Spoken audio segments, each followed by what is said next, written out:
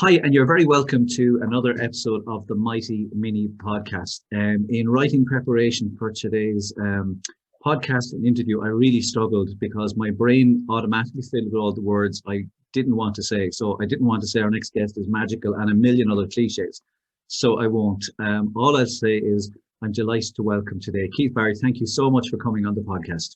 Sure thing. Yeah, nice to meet you. How are you? I'm super. I'm telling you so. At the moment when I close my eyes, I'm seeing two giant orange circles because much like yourself, I'm doing so much virtual at the moment. I see ring lights in my sleep everywhere I go. And, yeah, I can relate to that. And I'm also paranoid, waiting for the dogs to bark, keep the front door to ring, my wife to come in and say, "Are you nearly finished? Dinner's ready." All those that don't happen on stage, but do happen in virtual. Keith, when I do natural public stalking of my guests and I look up things, like it becomes ridiculous reading out their achievements or what they've done, particularly when there's someone as world famous as you, because like if I read out the list, the whole podcast will be that. But I did pick out winner of the Merlin Award. And I think a lot of people probably haven't a clue what Merlin Award is, but it's basically it's the Oscars. I'm right in saying it's an Oscar for basically magic. The Oscars Magic World, yeah, the James Joyce Award and the Las Vegas Magician of the Year, which I suppose is the equivalent of Maradona scoring a goal or a hat-trick, is it, in the World Cup final? Pretty much. Keith and myself are both from Waterford, and this is the first time we've ever met. But from afar, Keith, we have always been proud of you and admired not only the magic, not only the presence, but there's so many other things around Keith Barry that make people, I think, attracted to you. I have a really easy question to start off, Keith. Really easy. You'll laugh at this. Go for it. So, is it difficult being famous? You know, and or is there even a recognition? Does part of your head realize that you are famous? I suppose yes and no. So I consider myself more, I suppose, a well-known personality than famous as such. But for me, I'm fine with it because I've always managed to manage it, and I've managed it well since an early age. So I suppose for me, I was never in it for fame's sake in what I do. And that might seem strange to people given the fact that I'm probably pretty well known. But ultimately, you know, for me, it was always following my passion, following what I wanted to do in life, being on stage, performing, giving people moments of wonder and amazement. So it was never really about fame or money for that matter. But I did recognize I needed a certain level of recognition and recognizability in order to really follow what I love the most out of the many different things that I do, which is being on stage. So you need to be well known enough to be able to fill theatres such as, you know, the Olympia Theatre here in Dublin or Killarney or wherever it might be. I don't really struggle with it too much. It's kind of interesting. People have this strange relationship with me, is the way I put it, the public. So I think certainly some people enjoy what I do. Some people don't enjoy what I do. I'm fine with that as well. But for people who basically know me or would recognize me, when I'm walking down the street, very often this is the reaction that I would get. There's your man. And then they look down at the ground because they're frightened I'm going to hypnotize them at that very moment.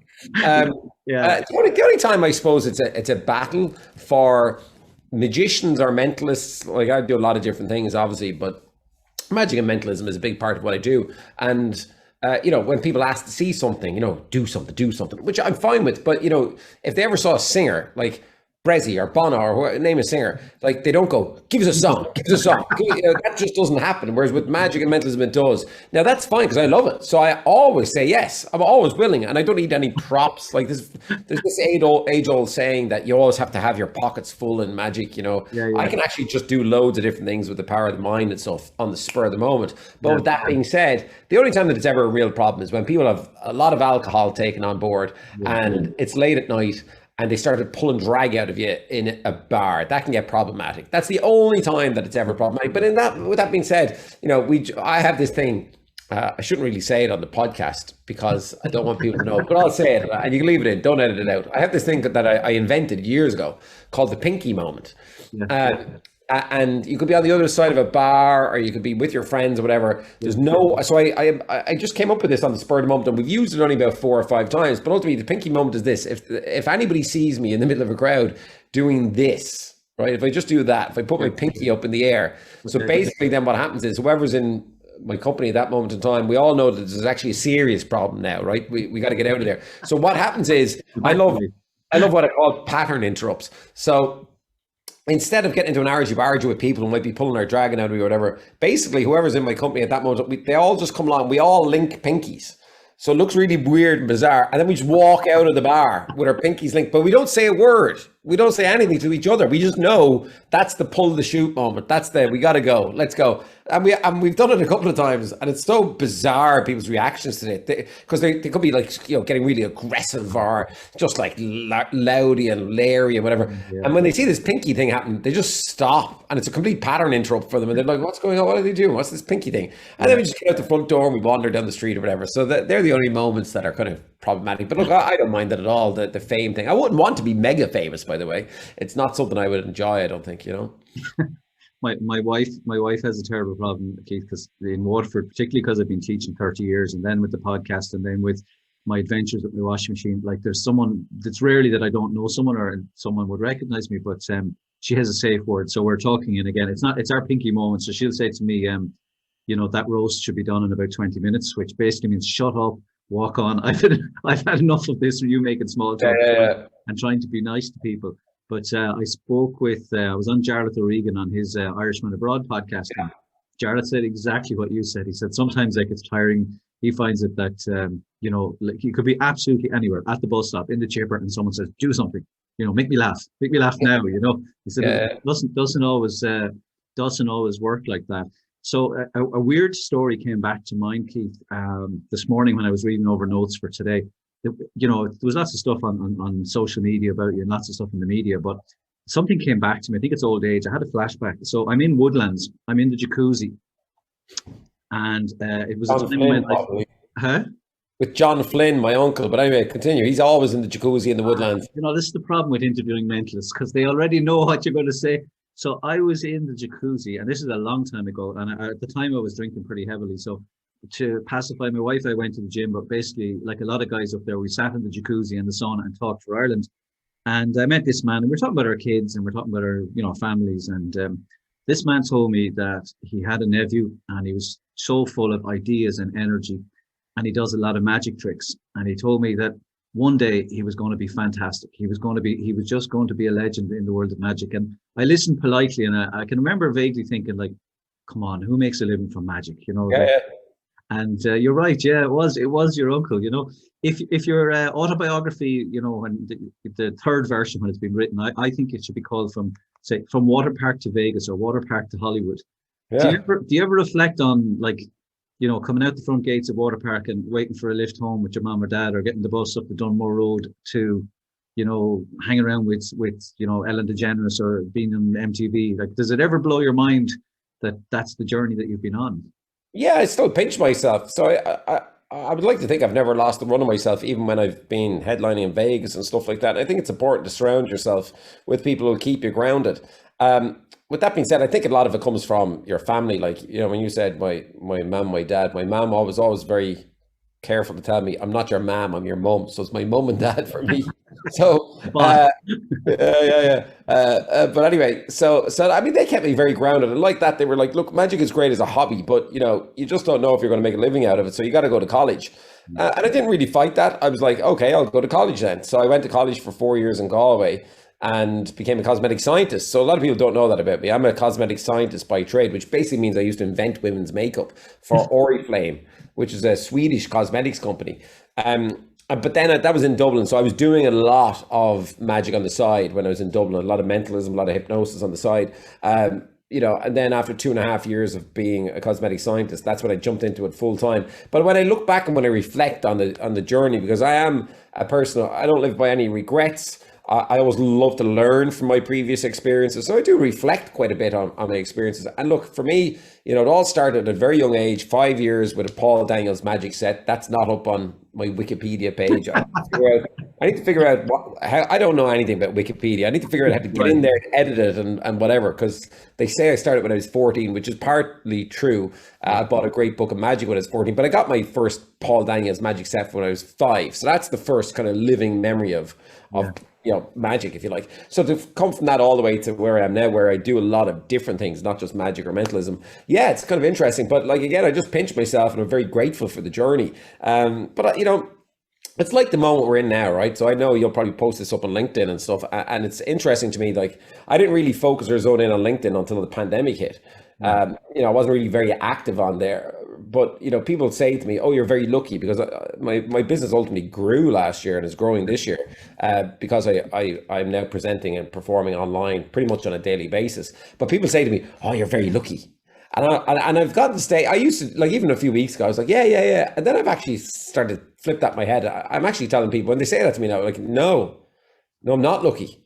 Like, what do you mean? I was like, well, when everybody else painted the fence and cut the grass last year and Yeah. just kind of immediately just waited and gave up almost immediately, I spend 18 hours a day every single day Yeah. pivoting online and putting my business online and figuring it out.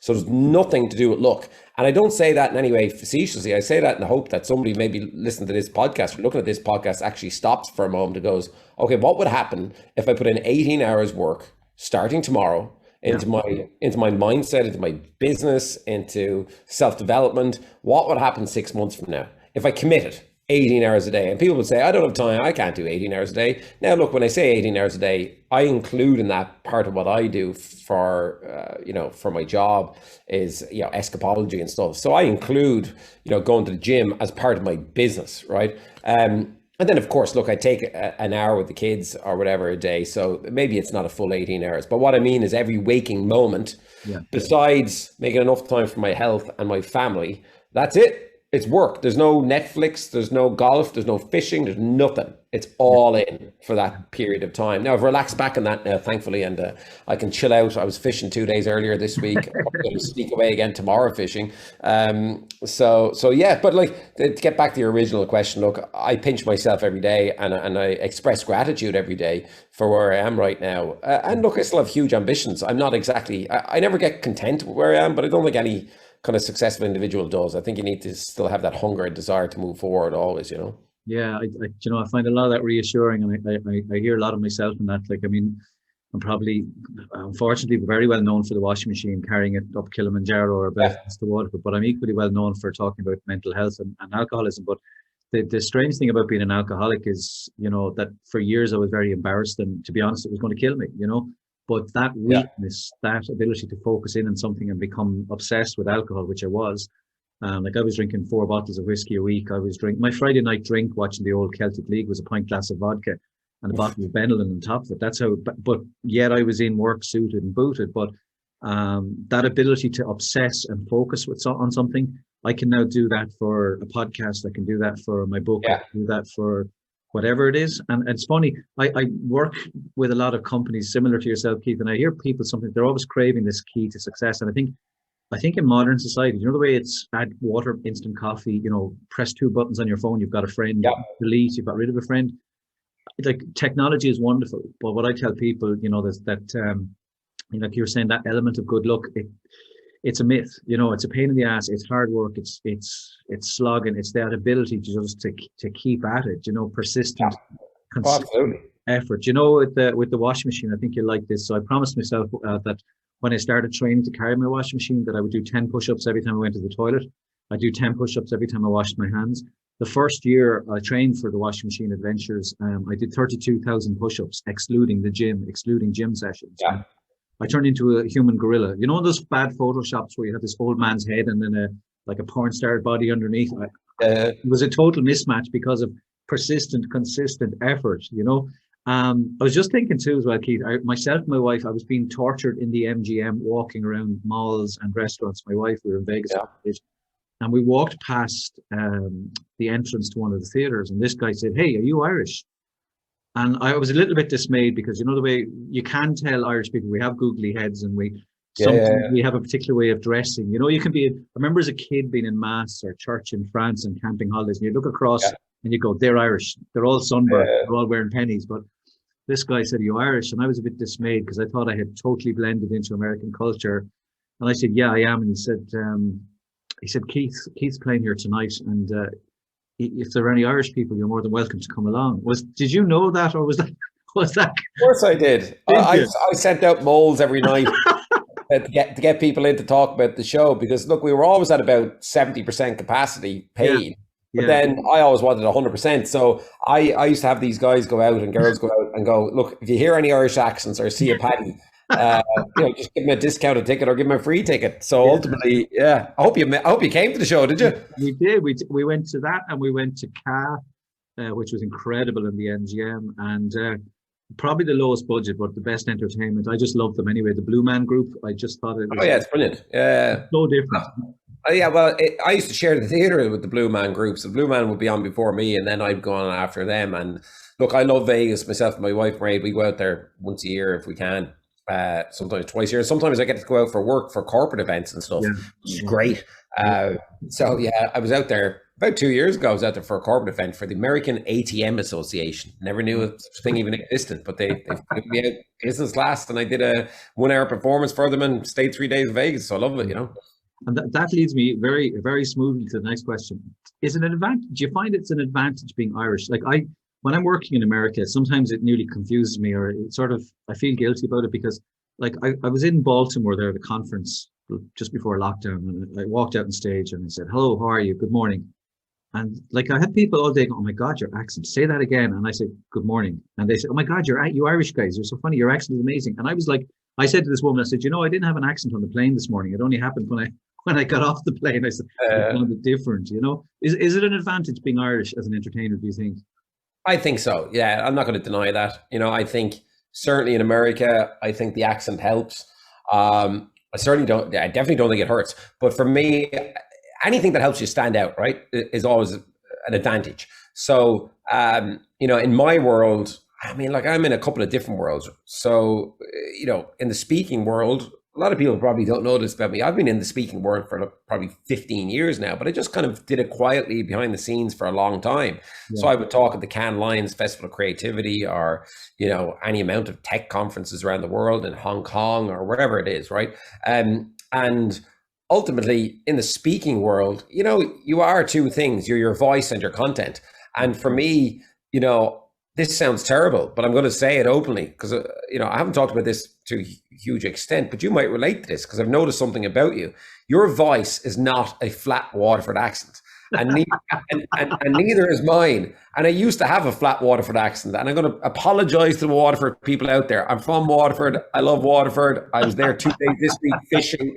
If I was going to die anywhere this week, it would have been hanging off a rock underneath the Metal Man, fishing for pollock all on my own. But I had my life vest on, so there you go. Safety first on the water. But ultimately, anyway, to get back to it, I made a conscious decision when I moved to Galway to lose my Waterford accent. That sounds terrible, but I figured out that over in America, the flatness of my Waterford accent, which is the best way I could put it, there was no depth to my voice. So I actually trained my accent, if you like, to be a mixture of accents. So there's still Waterford in there, which is the authentic self.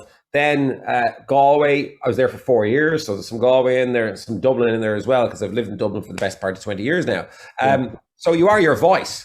And I get the same thing as you do. It's like, oh my God, his voice, his accent. But for me, that's by design. It's by design, right? And then secondary to the content. And then the USP for me is that I can entertain people all the time while delivering serious content, if you like, on a speaking engagement or whatever. And then separately from that, as an entertainer, again, I think what sets me apart over in the US certainly is the fact that, I've got the Irish accent, but also I'm kind of like the cheeky chappy, if you want to call me that. I'm kind of like, I don't take it too seriously what I do. Whereas out there, they've got like David Blaine, who's like deadpan and serious. And then you've got Chris Angels. Yeah. Angels kind of this weird, freaky kind of look.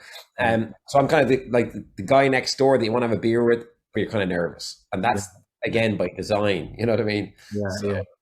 Yeah, the accent thing is it's funny you should remark on that, because my agent in Canada has said that to me several times, that she described it as a mid-Atlantic accent, that you're clearly Irish, but you couldn't be specific where you're from. You're definitely not Dub. You're definitely not well by top of the morning, top of the town up in Hillview, eating the blah. You definitely, I mean, I'm water for 30 years. So I think like that, it's a bit of a mix. It's a bit of a mix of an accent, but it's... Which by the way, just to interject, like this is like, we're from Waterford and we mentioned Waterford twice there, but like, I'll be honest, like a Cork accent is amazing, right? But a lot of people won't understand that in the US. So you have to just adapt it. It's not about changing it. It's not about being unauthentic. Is it unauthentic? Is that the right word? Anyway, whatever it is, you know. But ultimately, it's just about changing and molding to the situation. So I see myself like a chameleon very often. You know, I have the ability to adapt to a lot of variety of situations, which I enjoy. You know, Yeah. I enjoy performing, I enjoy presenting, I enjoy talking, I enjoy mind coaching, Yeah. I enjoy consulting on movies, and I enjoy the diversity of that, you Yeah. know. Yeah. Keith, do you get nervous ever? Like, is that a thing of the past? Is that when you were starting it, or is it something that's always with you? Like, I rang my wife from a theater before lockdown, and you know, I was in the green room on my own, and I was starting to, I could really feel that the butterflies going. And I rang my wife, and I said, she said, "How are you?" And I said, "I'm dying." And she said, "Great." And I said, I won't tell you on air what I said, but I said a rude word, and I said, "I rang you for a bit of empathy and sympathy and love." I said, "Why did you say great?" And she said, "As long as you feel like that, you've still got that energy. The fact that you care means that you're going to go out on stage and you're going to blow those people away." And I said, "Yeah, but I just wish it was a little bit more comfortable." So in that context, do you ever get butterflies, or are you a calm zone all of the time? No, no, I get butterflies and nervous all the time, and again, I would agree with your wife. I think if you lose that nervous energy, it means you don't care anymore. Yeah, And for me, I always care about my audience. I always care about delivering, and but I did learn a long time ago now how to flip that nervous energy into positivity and into, you know, I suppose what I call a nuclear energy on stage, because, you know, I'm very different on stage than I am on TV or even on a podcast, right? So I'm a very larger version of myself. And I see it, I have this visualization that I do, which I call silver streams of consciousness. So I see these silver streams of consciousness connecting me and all 1,500 people in the Olympia, wherever it might be. yeah, And ultimately, I have this whole technique. I won't get into it today because there might be some content, let's just say, that I can't talk about coming yeah, out in September, where I'll be talking about this in depth. But I have this, to give you a tidbit, I have this technique that I use where I curl my toes at the side of the stage, and that acts as an anchor and trigger to something that I've memorized before. So yeah, ultimately, I'm able to flip that nervousness and negative energy into positivity and excitement. Because look, chemically, not to get too deep about it, but chemically, you know, and neurologically, you know, really excitement and fear are pretty much the same chemical reaction. It's the fight or flight and the yeah, amygdala kicking off. And if you learn how to control your amygdala and your red light warning system, you can flip from that nervous energy into that excitement. So I would agree with your wife. Yeah, look, nervousness is great once you can learn how to control it. But I remember the worst gig I ever had. Well, not, I mean, I've had a lot of bad gigs, but one of the worst was the first. So it was in the Ardree, the old juries up at the yeah, top there yeah, in Waterford. For anybody who doesn't know Waterford, the jury's hotel was up on the top of the hill, and ultimately it was for Kronberg and Schubert, and my uncle Brendan got me the gig. I was about 14 years of age, and I went up and it was a kids gig, and I'd rehearsed like crazy, so I got all my practice down. But the problem was I hadn't sort of preempted obstacles. I was too young, so when I went up there, there was like 100 kids. They were unruly, and they just tore me apart. Right, they just tore me apart. But the whole way through, I was shaking. So yeah, that's the worst thing ever for a magician. Like you could actually see the shakes. I couldn't, like, you know, I'd hold up a yeah, pen, shaking like that. That actually lasted for quite a while through the yeah, years. I had to learn. I had to force myself through those yeah, nerves and it felt terrible. And I used to feel sick. And once or twice, I did vomit on stage. That was more on the boats, and it wasn't due to the rockiness of the boats. It was just yeah, again nerves. But ultimately, to get to it, you know, I eventually had to give myself or teach myself some tools and techniques in order to take control of that nervous energy. yeah, As I said, that's the kind of content that you know, I'm releasing it in a certain way in August or September, so I can't really talk about it too much. But ultimately, to get back to it, I think nerves are fantastic. I think anybody who doesn't get nervous walking on a stage or public speaking, I think it's probably because they've gone past the point of caring, which is a really bad thing, you know. yeah. It's become banal or mundane. Yeah. For me, like I did the biggest I've done is it was a concert or a concert, it was a conference I did in the States. And it was about 6,000 people in the auditorium. But my way of coping with it is I go, because I'm not well known, particularly in America, I just went out front of house and I sit down beside someone on the left and talk to them. There was a group of girls from Hawaii there, and I was chatting away to them. They said there's some guy, Irish guy, he's going to be talking about carrying a washing machine into the clouds. And I said, oh, that's mad. And we chatted away. And then I told them it was me. And I went to the center of the auditorium and met someone. And then I went to the extreme right and met someone. So when I was on stage, my way of keeping calm was I spoke to the three people I had met. Now they were like hundreds of meters apart. I suppose the other thing I do as a technique too, and I'm not giving it to you because you don't need any help, but anyone listening to this might need it.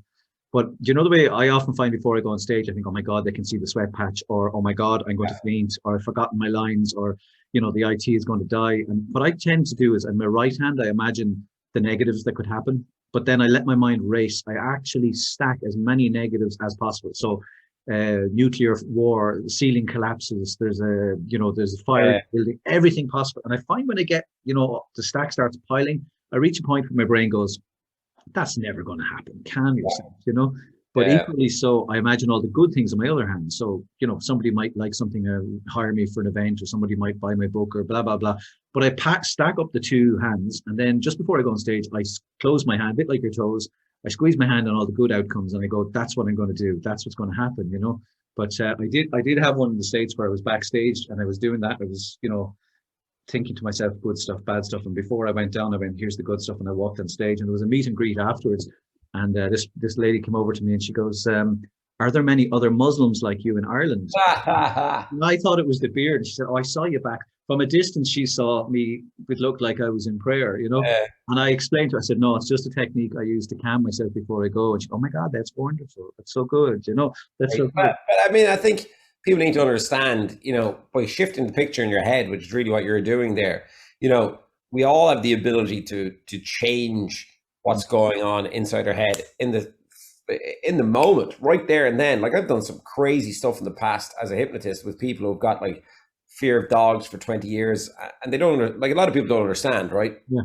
You don't need 10 weeks of coming to a hypnotherapist to get over that fear. I can actually help people get over that fear in an hour, right? So, and it doesn't matter how ingrained in that fear is, and it's all about taking control of your subconscious brain, your autonomic nervous system, and so on. But a quick tip for people listening who might be into public speaking, maybe nervous, I always look at the audience as my family. So when I'm at the side of the stage, I think of them not just my family, but as my best friends. And I go, okay, these are now my best friends and my family for the next hour. I love them. They're going to love me back. We're going to have a great time together. That's my internal talk, right? So I look at them all and I go, they deserve me, I deserve them, and I'm going to get a standing ovation. That's the internal talk that's going on in my head all the time. So that squashes down that negative self-talk that we all have. You're not good enough. You shouldn't be here, blah, blah, blah, blah, blah. But ultimately, you got to squash that voice down and magnify the other one. And that's what I tend to do at the side of the stage before I go on, Yeah. And do you find, I was really lucky this week to talk to a couple. I was talking to Ross Byrne, who he's Ireland number 10 and Leinster number 10. And he was talking about, we're talking about that concept of flow, that sometimes, he said it doesn't happen always, but he said, sometimes in a game, every single ball, no matter what he does, it lands in his hand. Every single kick goes exactly where he wants. It's literally mindless. Do you get much of that as a performer? Do you find that sometimes you're in a complete state of flow? Yeah, absolutely. Because I visualize daily, I visualize outcomes, I visualize targets, goals, and so on. Like, I talked to Rory Best a lot about this. So I worked with Rory a lot over a period of 2 to 3 years, maybe. And ultimately, it's even up on my YouTube channel, so people can have a look there. I interviewed Rory not so long ago. And ultimately, Rory even says it, when I started working with him, I taught him how to correctly, creatively visualize. And, he was saying the same thing.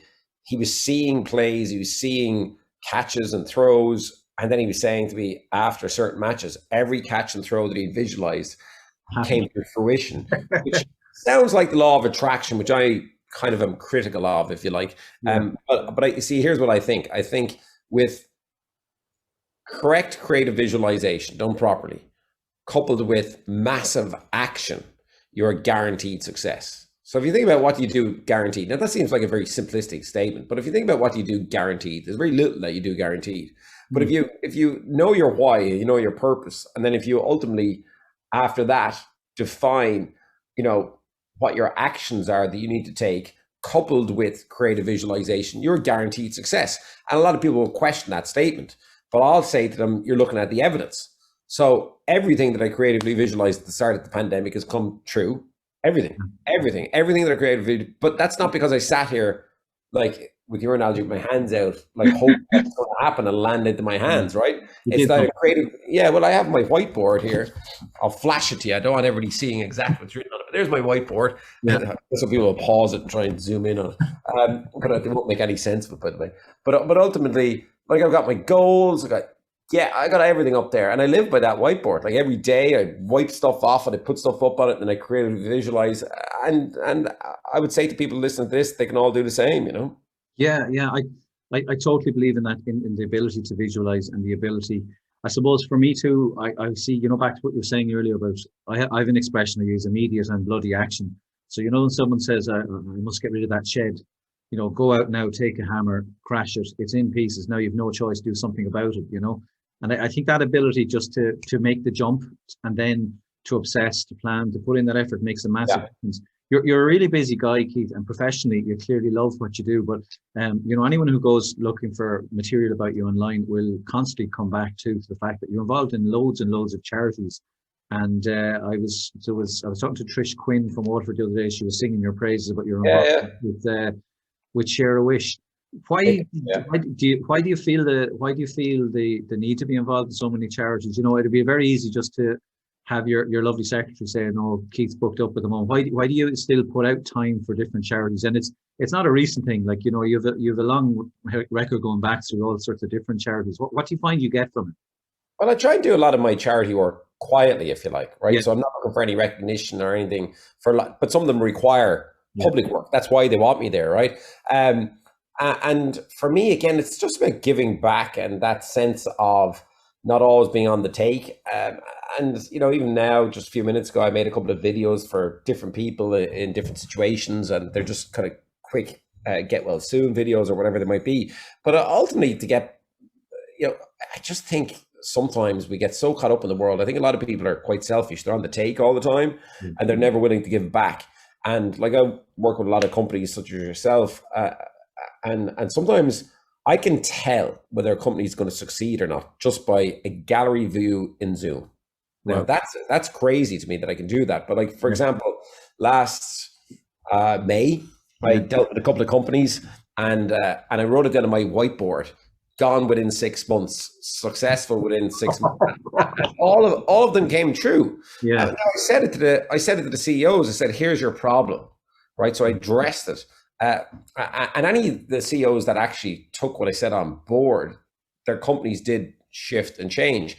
Because here's what I saw. I saw a lot of companies where, for example, a lot of screens weren't on to begin with, right? So people are hiding behind their screens. So that says something to me immediately about the company culture, right? So there's not collaboration going on in that company if people aren't willing to put their cameras on. They can make all the excuses in the world. Everybody's used to these excuses now. Everybody seems to fall for them. Like, "Oh, my Wi-Fi is bad. Oh, this and that. Oh, I had to go to the dentist." It's all rubbish, right? You should have your cameras on. Do you not remember the day when we used to all meet each other, like just over a year ago? Yeah. You know what I mean? Yeah. And then all of a sudden it's like, "Oh, I'm just going to be in my bed listening to my podcast. I'm going to have my," like, it's nonsense. Yeah. And then very often, like, I did the same gig only a week ago for like 2 different companies in the same day. And company A, I just saw this, like, bad body language, shoulders down, no reaction to what I was saying, nobody taking notes. So this was a keynote, so I was delivering content, right? So it wasn't the magician Keith Barry, this was serious content I was delivering. Nobody taking notes, and I went, "Oh, that's interesting." And then I was thinking, was that me? Like, maybe I'm a bit off today or something. And then I did the exact same gig literally within an hour for another company. Everybody, cameras on, everybody, proper lighting in their Zoom wall, everybody suited and booted, everybody aggressively taking notes, taking screenshots of the thing. And I'm like, that company's going to win, full stop. They're going all the way. And that's so interesting to me, that kind of stuff, body language. And, it's interesting to me, employee engagement and motivation. Some companies are doing loads for their employees right now. Some companies are doing nothing for their employees right now. And I find all of that fascinating. I love the psychology behind it. And I love being part of the solution sometimes. I enjoy sometimes when I'm wrong. I'm not saying that I have all the solutions. I enjoy when I'm wrong, when I see it, me marking a company that perhaps I think is going to not succeed, and then they do succeed. But ultimately, I think we need to really look. I mean, I don't know what your original question was. I've gone off on a tangent now, but I think I don't. The answer was so good though. I've forgotten as well. well, but I think just in the world Oh, that it was we're in, charity. It was charity. It was the about charity stuff. Yeah. So again, I look at all this kind of stuff, and I get so caught up in the corporate world. yeah, I want to be sure that I give enough back. yeah, So I mentor a couple of magicians. At the start of the pandemic, I zoomed into a lot of different hospitals, performing for free for them. But then I kind of wanted to kind of funnel that energy, if you like, yeah. into one thing that I felt passionate about. There's lots of different charities out there, and a lot of them are great charities. But Make-A-Wish, I'm the head of magic for Make-A-Wish, so it's the perfect match. And I put on a gig for them just before Christmas, where I donated the proceeds to a Zoom gig. And look, I've got kids myself, I suppose, to get back down to it. I've got a 12-year-old and a 9-year-old, and I can relate at least to the struggles that these adults are going through with these terminally ill kids. And I can relate because my own kids have had their own battles with their health over the years. Look, they're very healthy now, but we've had our own struggles, our own battles that a lot of people don't really know about, and they don't need to know about it. But ultimately, that's how I suppose I'm so energetic about Make-A-Wish, and just to see a smile being put on kids' faces. Yeah, I think the whole charity thing. Sometimes I'm a little bit uncomfortable with when people sort of praise you for doing charity work, because I sort of feel a bit guilty because of late I just tell people the truth. I said, look, I help charities because it helps me. It makes me feel good about myself. Yeah, it helps me sleep at night. And my dad would always say, having a few quid in the bank is great, but if you've nothing in your heart or soul, the money's pointless. And to be honest too, I would, like, I'm lucky enough with lockdown again. I put in the ring lights here, put in the studio, and major pivot, and I've been busier, but I'm not living in an airport. I'm not living in the car anymore. I've enjoyed what I've been doing, but helping other people, it's great therapy for me, particularly with mental health charities. I find, when I see what people are struggling with, it reminds me of, to be grateful for who I am and where I've got to today. It's absolutely. It's really good therapy. And I'd say too, Keith, I don't know about you, but like, if you asked me in the last year to pick out my 5 best gigs, I really got the biggest buzz out of, that really were rocking and rolling, and they were all freebies. They were all charity ones where the people appreciated me being there, and there was the complete opposite to what you were talking about. The guys like with the screen off or dead faced. But I think you're right too. Something you said there really resonated with me. Small things being big things. Like I love watching other speakers, particularly someone who's bad. I watched a guy there before lockdown. And, came on stage, said, "It gives me great pleasure to be here tonight." And I wanted to stand up and say, "Well, your face doesn't know that," because he wasn't.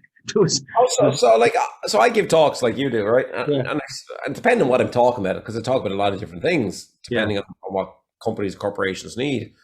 Very often I'll say something simple like that. I'm like, all right, so when we're talking about Zoom and how to present and perform online, like you, because it's a podcast here, and I'm just kind of kick back, relaxing. So I've just got my laptop on. I've got a print in the background. But my professional setup is actually over there, where I've got a full on cinematic and all the rest of it, right?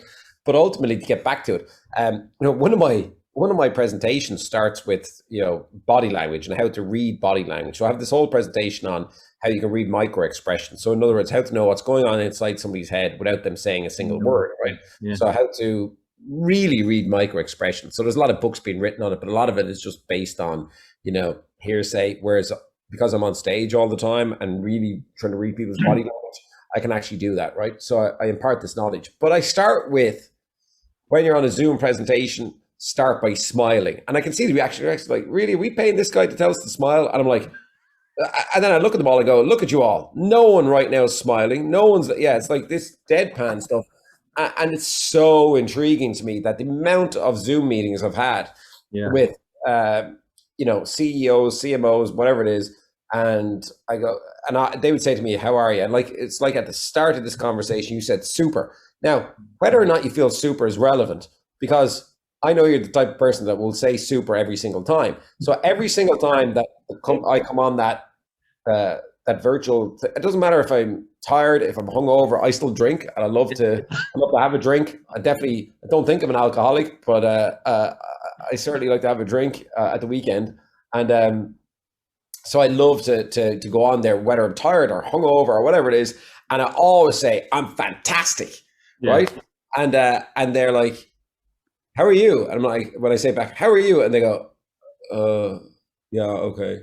I'm like, okay, let's start there then. I had a couple of too many drinks last night, and I'm still fantastic.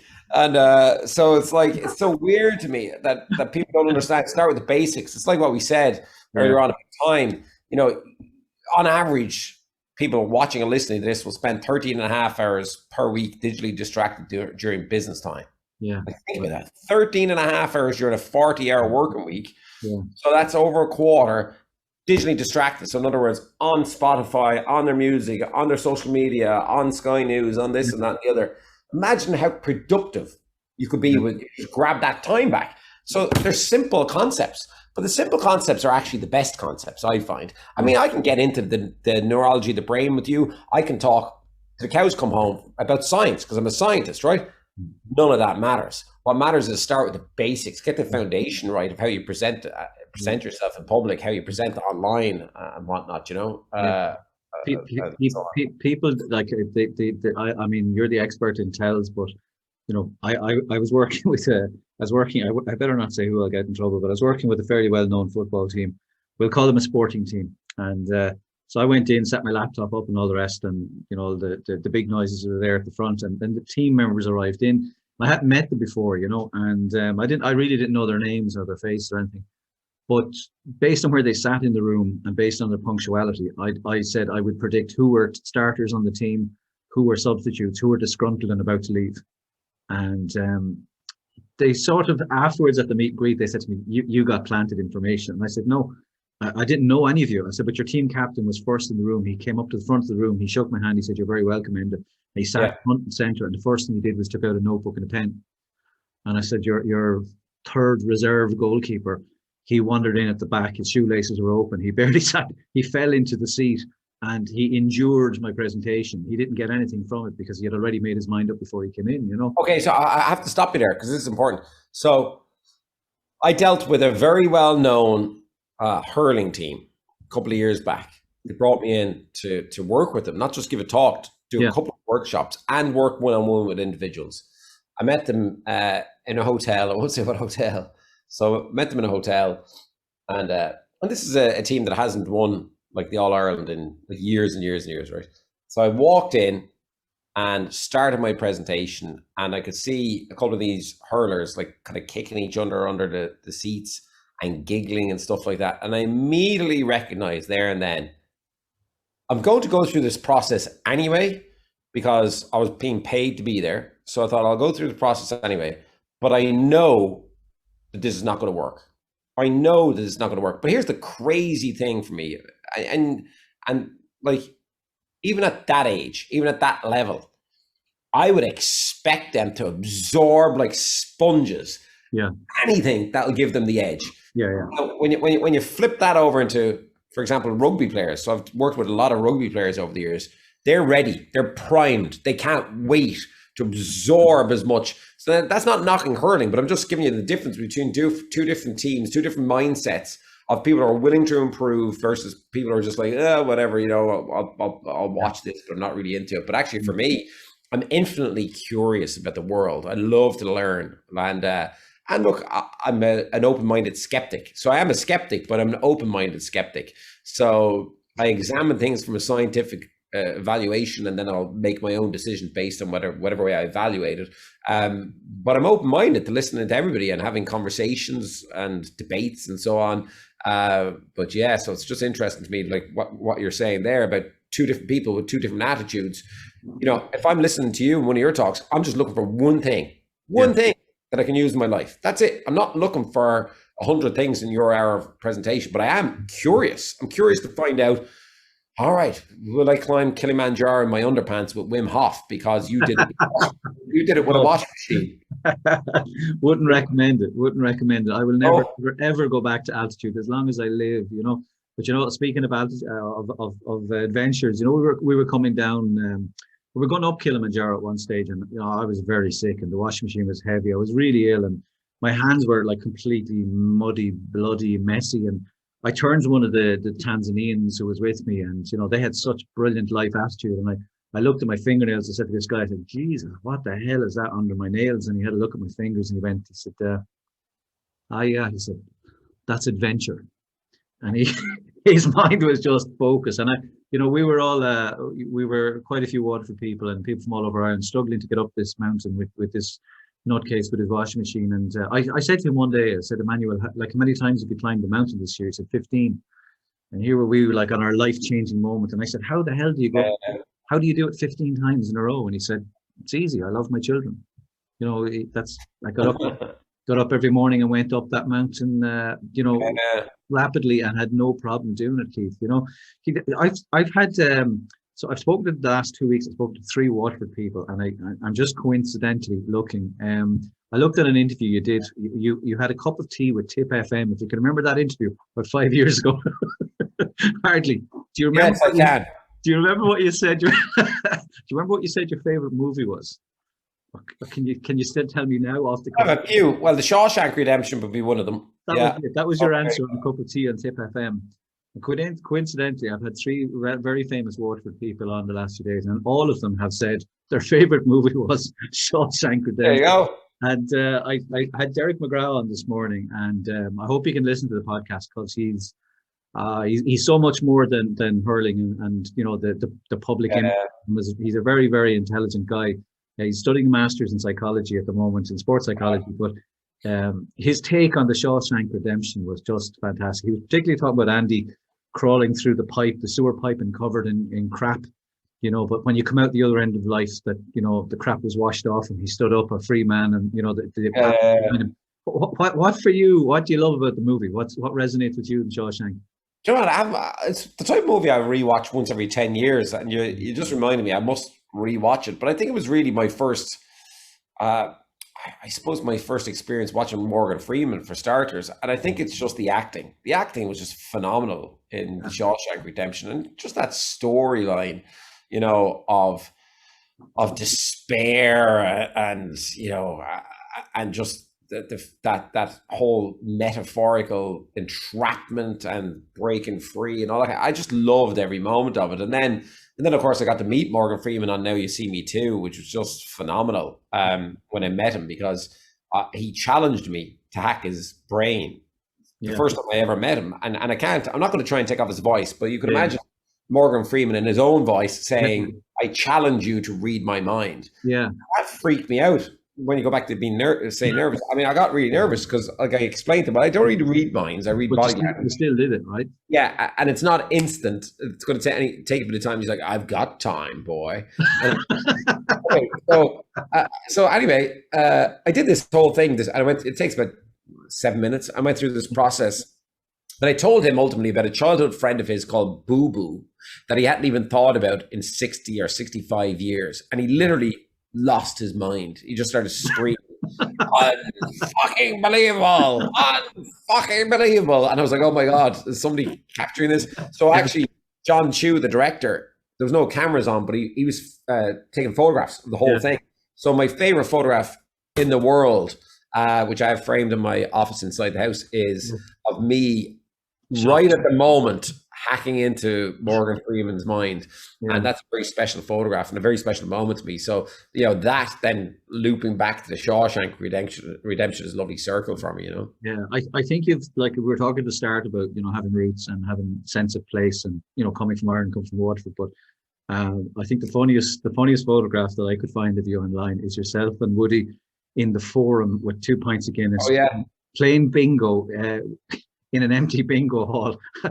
How did that even come about? I'll tell you how that came about. Actually, is I did the biggest stunt of my career that night. With Winterville. It's for the Waterford Winterville, and I hung upside down from a crane in a straitjacket with my head wrapped in cling film, about 200 foot in the air, and with 10,000 people on the Mall. So that's the most I've ever performed to be. Actually, 10,000 people came out to witness it. It was crazy. Like the whole Mall was just stuffed the whole way down with 10,000 people. And then I made it snow on the Mall afterwards. But here's the crazy thing. So Woody is a very strict raw vegan, meaning his food can only be cooked to a certain temperature. I can't remember what the temperature is, but it basically means the food is still pretty much raw. It's only vegetables anyway. So I was like, where in Waterford is going to give Woody Harrelson Oh, that was my whole problem that weekend. It wasn't getting out of the straitjacket. It wasn't getting the cling film off my face and not suffocating. It was like, where am I going to get Woody dinner? Right? So, well, no, actually, at the time, it didn't last very long, unfortunately. But David Dennison, formerly of the Wine Vault, which is where I pretty much started, he gave me my start with Close-Up Magic. He had a restaurant for, it didn't last very long, so I can't remember the name of it, but in the Forum, so beneath the theatre in the Forum. And so I rang David and I said, listen, I'm bringing Woody Harrelson into town. And he's like, Cheers, Woody Harrelson. I was like, the Cheers, Woody Harrelson. I'm bringing him into town tomorrow. Yeah. And we have to get the chef to knock up some really nice vegan-y vegetables for him. That's it. I just need vegan-y vegetables, right? And he was like, sure. So we went there for dinner, and then Kieran, who I've dealt with for years in the Forum, great guy. Kieran had just converted the Forum into a bingo hall. So Kieran knew we were having dinner there, so he comes running down and goes, listen, Keith, do you and Woody fancy coming up and having a game of bingo in the bingo hall? I was like, sure, whatever. Woody, do you like bingo? We go up to the bingo hall. I was like, sure, whatever. So we went up, we took a pint of Guinness, and Kieran, being the clever man that he is, took a photograph, and then all of a sudden the next day it was everywhere. It was just like photographs online. Global news. Yeah. Oh, I was getting phone calls from press to the UK and everything. Can you explain how Woody Harrelson was playing bingo in Waterford last night? So that's how it all took place. So it was all down to Woody being a vegan and David Dennison having the restaurant in the Forum at the time, and then Kieran being cute whore, as we'll say that he is, and coming down. It's a great photograph because, like, you can really see the two of you are just having the crack, And one of the photographs I saw, you both got your bingo card waiting for the numbers to come up, but just in the corner you can see two sneaky pints of Guinness just peeping into the photo, Keith, listen, I'm not going to keep you any longer. Thank you so much for coming on this evening. You know what, a great sign with podcast. I've had guests where, like, I've asked them a question and they've answered it in 2 words, and then I realize I've gone 65 questions down and this is dying on its feet, and I didn't even get past the first 3 or 4 questions I had for you. I enjoyed myself that much, and you're such a good entertainer and such a good talker. I think, like I said, I think what shines from you is energy and real natural talent. But there's always, what I would hear people say, there's always something very grounded about you. Like you did say at the start, you are very well known. But I think, in Waterford, I think they would definitely describe you as sound as a pound.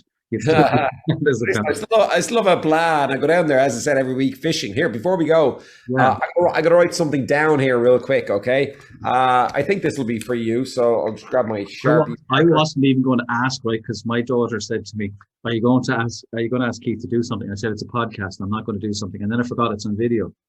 Okay. Well, actually, watch this.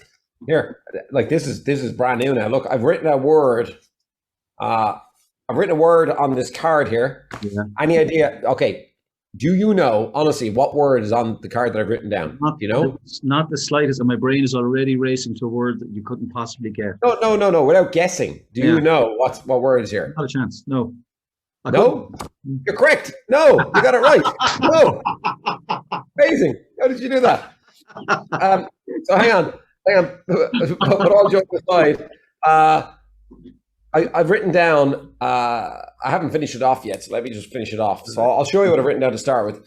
It says, Enda will say, okay, look at that, Enda will say, and I'm going to do the rest behind my back. So hang on, I'm going to go behind my back here. Yeah, I think I'm going to go that. Okay, it's kind of scribbled, but you get the idea. I'll get rid of the marker. All right, so for the first time, if you were in all of your listeners and viewers, if you were to think of a number between, we'll say 1 and 10, most people will say 7. That's just statistics. But let's get outside of statistics. Name a number between 1 and 1,000, Enda, out loud. A number between 1 and 1,000. Any number. 756.